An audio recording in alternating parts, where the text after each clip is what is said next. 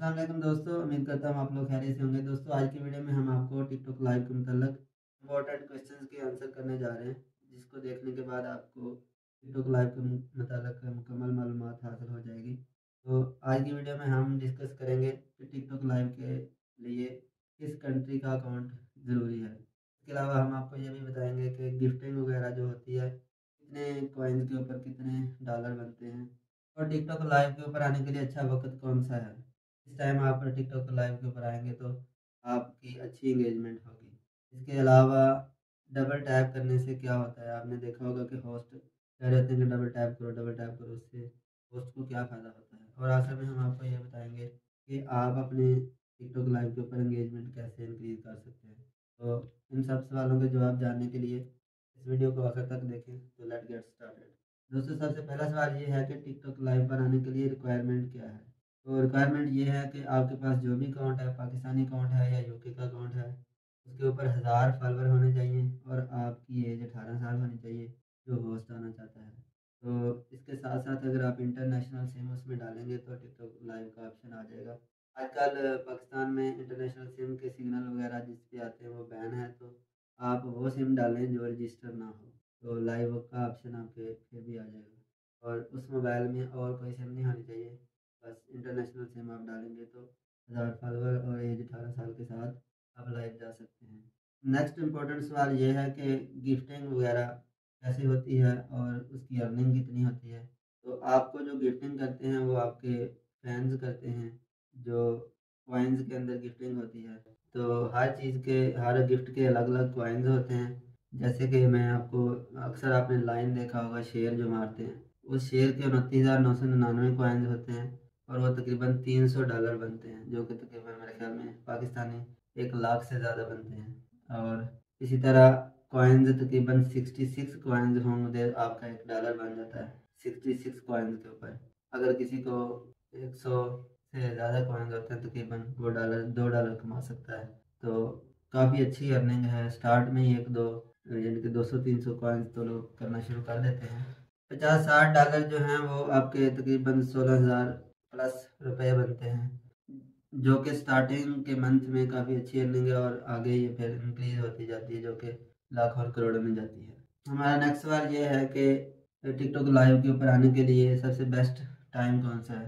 तो best time के बारे में यही है कि पाकिस्तानी जितने भी होस्ट हैं वो तकरीबन शाम 7 बजे से 11-12 बजे तक लाइव होते हैं और इस टाइम में सबसे ज़्यादा एंगेजमेंट आने के चांस हैं।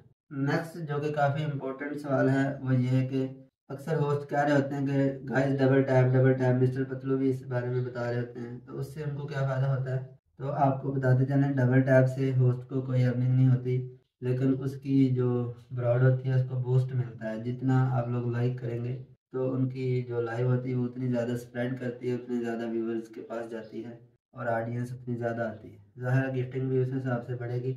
और एक डबल टैप का थोड़ा सा ये भी फ़ायदा होता है कि अगर आप लाइव जाते हैं, आपके पास कोई भी कॉइन्स नहीं आ रहे, तो आप सर्च के अंदर टिकटॉक के ट्रेजर बॉक्स सर्च करें तो कुछ लोगों ने वो बॉक्स लगाए होंगे, उन बॉक्स के ऊपर आप क्लिक करके टैप करें तो उन बॉक्स के अंदर कॉइन्स होते हैं जो कि आपको मिलने के चांस होते हैं। वो ऐसे ही होता है जैसे आप कोई कुरानंदाजी कर रहे हैं, तो उसमें मिल भी सकते हैं, नहीं भी मिल सकते।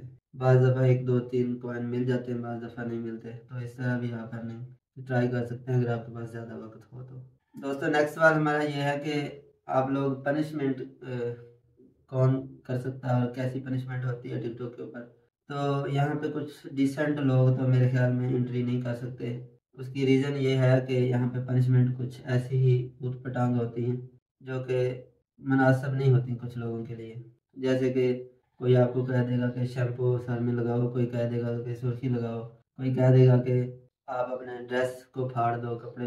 तो अजीब अजीब तरह की होती हैं, लेकिन ये है कि आपको 3 ऑप्शन मिलते हैं। कोई कहते हैं कि बाल्टी में पानी डाल के उसमें बैठ जाओ, तो इस तरह की पनिशमेंट होती हैं।